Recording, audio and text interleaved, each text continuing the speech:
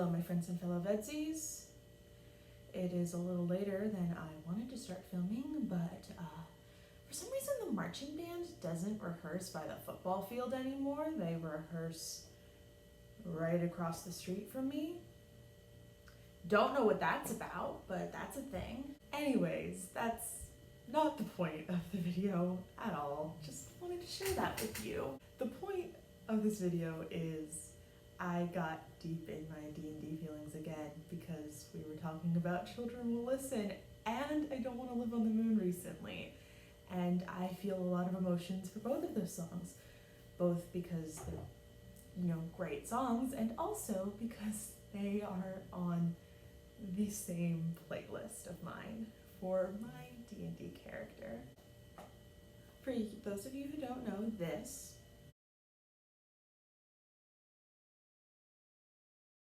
is my little gnome druid, Breena Russell.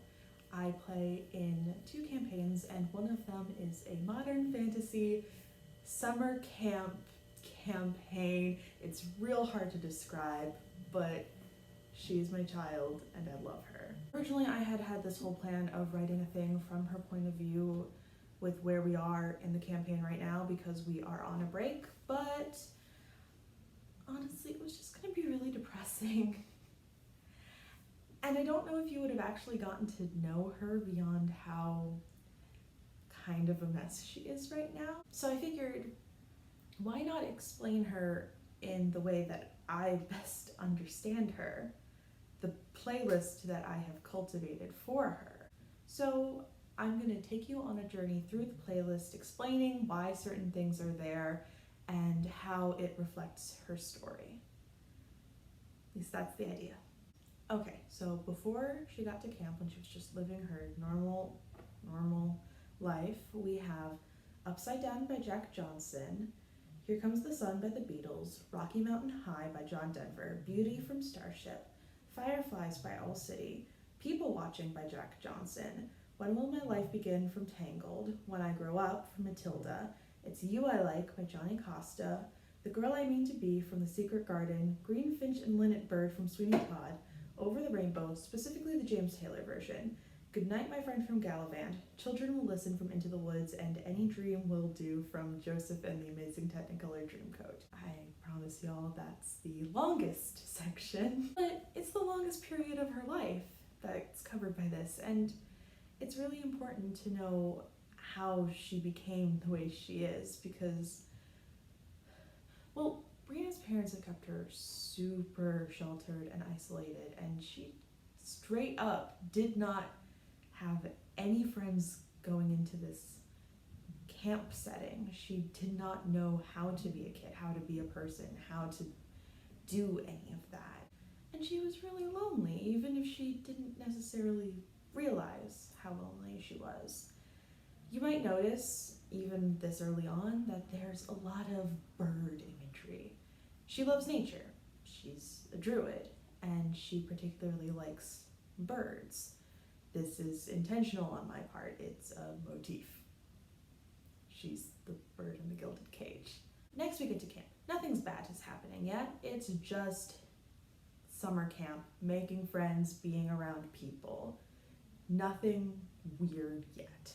So we have Little Birdie from A Charlie Brown Thanksgiving, Send Me On My Way by Rusted Root, Cool Kids by Echo Smith, Marble Machine by Wintergotten, For Forever from Dear Evan Hansen, I'm Going to Go Back There Someday from the Muppet Movie, Halfway Down the Stairs by Diana Panton, Eyes Warm, Eyes Wide by Lily Fafaro, and You've Got a Friend. Specifically the live version with James Taylor and Carole King. And like I said, nothing bad was happening yet. It was just internal conflict of how to be a person. Little Birdie honestly is the most accurate song for this era of Breena. She's Woodstock watching all of these Snoopies go around and fuck up and be weird, but she doesn't know any better. But things weren't all happy at camp, and I want to address the first of her traumas as well as her inciting incident. What we as players refer to as the garden gnome incident. See, there came a point where they needed information from an NPC, And Breena, with her 10 charisma, went to go try and get the information. The NPC was willing to make a deal with her, the information in exchange for taking a bite out of these magical fruits.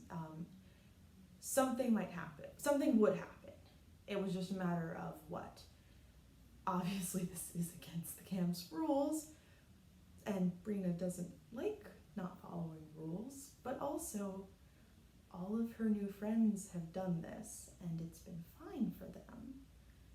So she agrees to it, and gets turned into a wooden statue, and loses 1 or 2 days. I forget if it was 1 or 2 days, but she lost at least 24 hours to being a statue.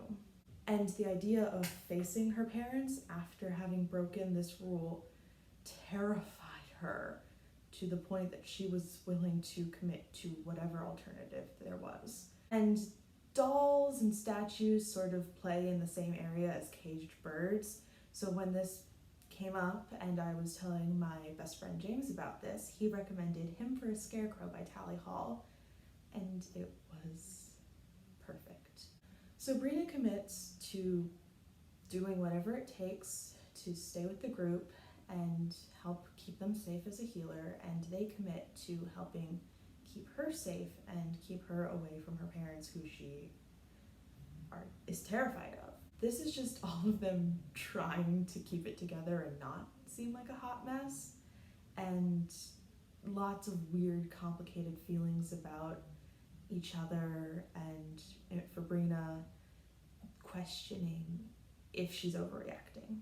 So for this little section of the campaign we have I Don't Want to Live on the Moon from Sesame Street, Everything's Alright by Laura Shigihara, The Call by Regina Spektor, Before It's Over from Dogfight, Lean on Me by Bill Withers, Chasing Pirates by Nora Jones, and Vienna by Billy Joel. Things got out of hand pretty quickly.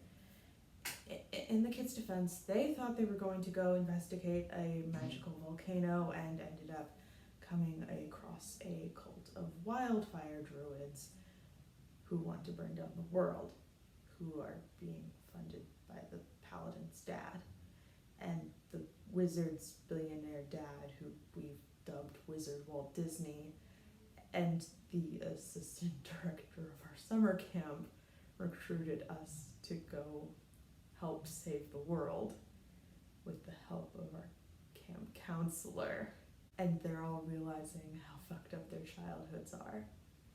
And Breena is technically a missing person, and so she keeps having to use all of her wild shapes to hide from the cops. And the leader of the cult is trying to invade Breena's dreams to indoctrinate her into the cult. And that, combined with the time she woke up to somebody stabbing her in the chest and trying to kidnap one of her best friends who was sleeping right next to her, and having to fight those people off, has resulted in her having a fear of falling asleep. And I haven't even talked about the actual monsters they're fighting or the mind control cloak, because there's also a mind control cloak and the warlock is wearing it. So when I say Breena was going through it, poor thing's going through so much. So for this section, this arc that was happening, that's actually like 2.5 arcs combined, because Breena's version of arcs is different than everybody else's just because of how I process things. We have Runaway by Aurora, Two Birds by Regina Spektor, A Burning Hill by Mitski, Trying by Cavetown, and Unclear by Codaline. But things had to get better, right? Like, it couldn't conceivably get much worse, right? Right? Believe it or not, things got worse. On a mission, they ended up in Breena's hometown, which means, of course, they ended up having to deal with her parents. It was pretty bad. She found out the only reason she was allowed to go to summer camp at all was because they didn't want her around while they were dealing with finalizing the divorce, which they hadn't told her about. They called the cops on them. The wizard and her mom got into a yelling match, which was, well, it didn't result because that would imply that he stopped afterwards, but her mom did hit the 16-year-old wizard in the face. It didn't go well, to say the least. And naturally, Breena has a lot of feelings about this. The songs I've chosen to represent these feelings are Grow and Bitter Water by the Oh Hellos, The Moon Will Sing by the Crane Wives, Whiskey Lullabies by Janet Devlin, How to Return Home by Natalie Weiss, and Stay With Me from Into the Woods.